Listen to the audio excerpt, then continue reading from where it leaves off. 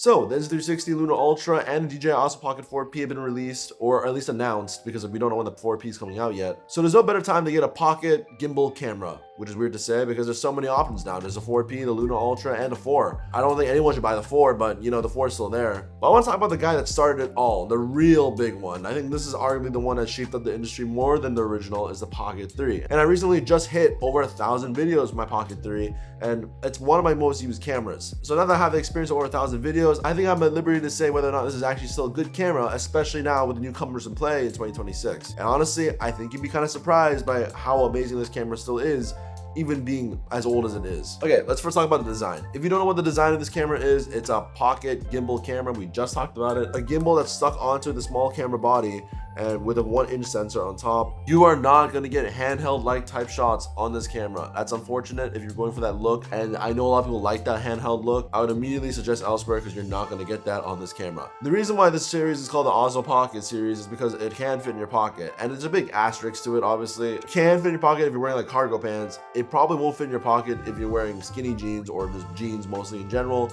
I feel like I have fit it in some Uniqlo jeans, but it's pretty hard. Another thing is because of the stabilized gimbal design, you kind of need to protect it. You can't just chuck it in your bag because the gimbal will be exposed and move. It might break while running around in your bag. And I bought this case on Amazon. It's like a lot slimmer than the one I came with because the one that came with is super bulky and doesn't, you know, it's not really good. This one's pretty slim and I can fit an ND filter in here. I normally just like wrap it around like this. It was an extra $10 to $15, I'm pretty sure. So it does add to the price, just to let you know that. And for these reasons alone, as you can see, I would not suggest this camera to someone who's a little bit more active. If you decide that you want to throw your camera in the water or you're just a little bit more rough with your camera, you don't want to be worried about, you know, it not breaking on you, I would highly suggest the Osmo Action 6 because the Osmo Action 6 has insane quality of camera, and the Osmo Action 6 only has a 1/1.1 inch sensor while this has a 1-inch sensor, so you're not losing too much video quality. And yeah, the difference is that that's waterproof, that's durable, and has mostly almost all the same features except that gimbal design. So if you're looking for that, I would suggest Osmo Action 6. The most iconic thing about this camera is that flip screen design that's now synonymous with the entire gimbal pocket camera. The Luna Ultra copied it because it's the best way to get a big horizontal screen onto a very slender vertical body. And even though it's only 2 inches, it's surprisingly super easy to use and super easy to touch. I never had a problem with navigating through the screen.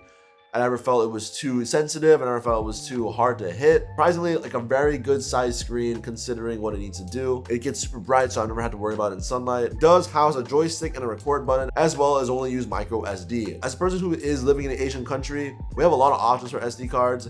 I have to tell you this, you have to buy a genuine SD card. For some reason, when I decided to use my knockoff SanDisk cards, it would completely malfunction on the Pocket 3, and neither could it just function as a camera. It would just lag horrendously. I don't know what it was. However, that same SD card in my A6700 was completely fine. So you need to buy a genuine micro SD card on this camera so that it doesn't malfunction. So I had to go out and buy a Samsung 512 gigabyte. It sucked. But yeah, I had to buy one and it worked fine. Another amazing thing about the DJI design is the fact that they incorporate the DJI mics into the system and that you don't need a receiver in order to pair it to the camera, which is an amazing thing for vlogging setups because, I mean, this is catered as a vlogging camera mostly. That you just have a mic on you the whole day and then you just have to pair and you just turn this thing on and it connects instantly. It's a very nice way to get a nice audio vlog setup without having to carry a lot of things. Okay, let's talk about the performance. The performance of this is extremely impressive. 4K 120 on a small camera like this is always going to be impressive to me, regardless of how good technology is going to get in the future. Yes, I know the new Pocket 4 can do 4K 240, but then again, I don't see how many people are going to be using 4K 240 on the regular, let alone, I don't even use 4K 120 on the regular. I'm mostly shooting 4K 60 and then slow it down because that's kind of good for me. I don't think 4K 120 is that necessary.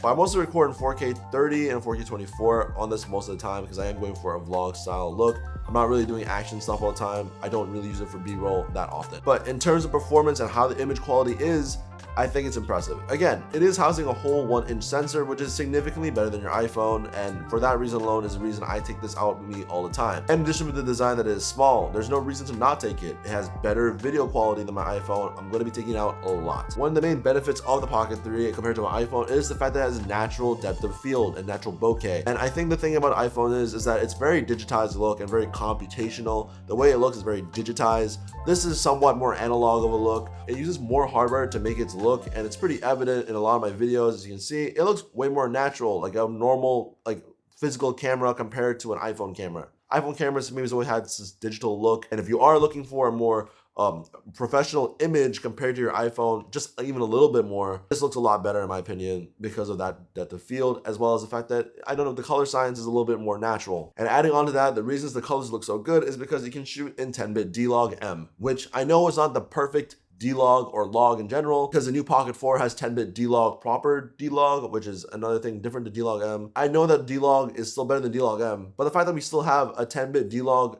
in a camera like this, when I think for the most part, the fact that I think that this is still not really marketed towards that professional video creator compared to like a vlogger, to have those tools at our expense is a nice addition in general. It might be nice to have the original D-Log, but I think D-Log M is fine for most people to color grade. The fact that we even have the option on a small, less than $500 camera is pretty nice. And the truth is, like, the market it's catered to, I think most of them aren't even going to color grade their videos anyway, because of the fact that the Pocket 4 has built-in film tones. I think DJI knows that most of its audience doesn't actually color grade all their videos by themselves. Some people just want to take a good video and call it a day, and they just want to share it straight from the camera on social media. But I have played around with D-Log M, and I do like the colors it reproduces. It's very pleasing to the eye. There's a fixed focal length on this camera as well, and it uses a 20mm full frame equivalent, and has a full frame equivalent aperture of f5.4. It's like an f2 on this camera, but that's full frame f5.4.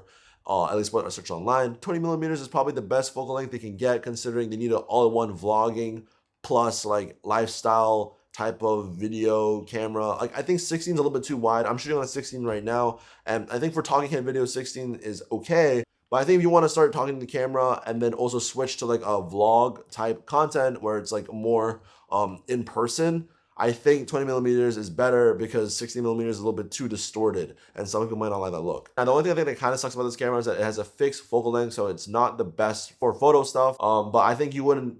But honestly, I think iPhone's kind of But I think the fact is that you're probably going to carry your iPhone with you, and I think the iPhone's going to take better photos because it has a more versatile focal length, obviously. And I think 2x loss of zoom is just not enough for photos. At the end of the day, if you're wondering this camera is good enough for cinematic kind of quality videos, it can be. But the main reason people buy this is actually because of that gimbal footage. And honestly, the gimbal footage is kind of what breaks this camera for me. I like making cinematic videos with a gimbal a lot, but the problem is I don't want to bring a huge ass gimbal with me every time I go. So this is kind of like a supplement for, instead of using for those specific gimbal shots, instead of bringing my whole ass gimbal, I sometimes just bring this and call it a day. Camera quality is definitely not going to be as good as my A7 IV.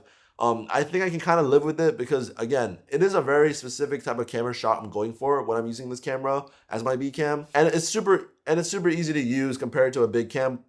And the thing is, I don't have to balance this camera's gimbal. I don't really have to play with a lot of settings. They've made the shooting experience on the gimbal really easy, whether it's a follow mode or the FPV mode, as well as it can track people using the camera. Super easy to do. It allows the normal consumer to use what is otherwise considered a complicated gimbal machine really easily.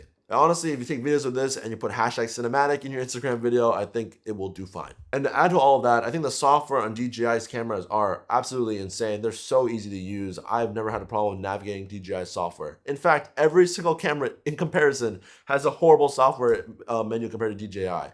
I think Sony has a more complicated one, and I've used Fujifilm, and I think that's the most complicated I've used so far. But even compared to Sony, which I think is still moderately, like, not hard to navigate, it's just not that easy either. This makes it look like a piece of cake. Stepping up to your resolution and your frame rate settings is super easy. Navigating all the menus are super easy. I've never really had a problem with navigating and getting a specific look. I can also adjust my shutter speed, my exposure, D-Log M. I knew how to get to that without having to look at any online stuff. I feel like you can get around using this camera pretty easily just by pressing a bunch and just playing around with it for a bit. So we're doing that big stepping stone into getting into a real camera compared to your iPhone. I would not be worried. I think DJI has made probably the best way to get into a real camera with real camera settings. The last thing is obviously the price. The DJI Osmo Pocket 3 is now on sale, obviously because the Pocket 4 is out, and eventually the Pocket 4P is going to come out, and this is going to drop maybe not further than that, but I think at $358 US, at least in the Singapore market, that is an absolute steal.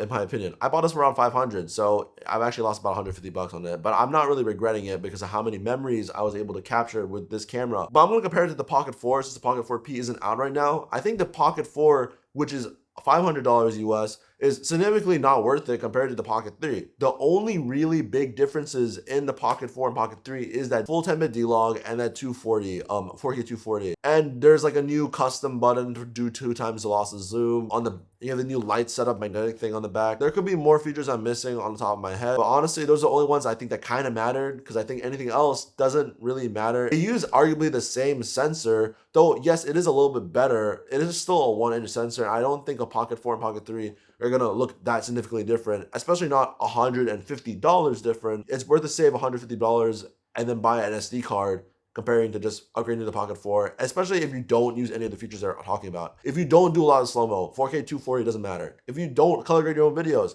the 10-bit D-Log is completely useless. So now I want to compare it to the big ones that are coming out, the Pocket 4P and the Luna Ultra. And look, I think those have amazing features that this just will not have. And I really want the Luna Ultra because of that wireless remote screen. However, the Osmo Pocket 4P still hasn't come out yet. The Luna Ultra is almost $1,000 Singapore. It's almost 1,000 Singapore dollars, which is about 780 US dollars, which after tax is about 800 something US dollars. That's a lot of money. Compared to spending $350 on the Osmo Pocket 3, you could buy almost 3 of these and then get one Luna Ultra, compared to just buying one of these and then buying even like a ton of accessories. And I still think you have so much money left over to buy something else, like a light setup, comparison to just buying this the Luna Ultra, which is almost $1,000 compared to $350. And again, they both use 1-inch sensors mostly. I know the Luna Ultra has an extra telephoto lens, and so will the Pocket 4P. If you don't care about 17 stops of dynamic range, which you probably won't be able to notice, then I don't think those cameras that are super expensive, though they are technically better, and I think I, as a person who loves photos and videos, I'm a huge camera nerd, I know how to use these things. But if you're just a person who wants to vlog and want to make videos for fun, you don't need those things. And I think that's the whole point I'm trying to make, is that those cameras are amazing and can do amazing things, but the things they do that are amazing don't necessarily apply to you. And I think you just regret saving that money when you could be buying a lot of other things, like, for example, better lighting or DJI mics if you really want to. Even more than that, buying the creator bundle. You're gonna be much better off and happy with that purchase in comparison if you were gonna buy the Luna Ultra. And if you have been watching a lot of this B-roll of the Pocket 3, and you can tell me honestly, do you really think this video quality is bad? Like, even in low light, I don't think this camera sucks in low light. It's just, again, it's a small camera. You have to be realistic with what you can get with it. Honestly, look at this video in the concert. It looked pretty okay. And compared to my phone will look way more noisier. It looked way more shit. Pocket 3 does an amazing job. And it's a reason I still carry this compared to just carrying my iPhone with me. It does a way better job. And again, with the price reduction, with the Pocket 4 out, with the Pocket 4P coming out, and because of those price reductions, I think it's so safe to say that the Pocket 3 is actually better than buying any of those cameras. At least if you're a beginner and you don't know what you want to do with cameras. It's been my go-to camera for vlogging and doing a lot of shots, and I really just like the camera quality. Even though it's not as good as the A7 IV, it's impressive. Hope you guys enjoyed this video. And yeah, like and follow for more. Peace.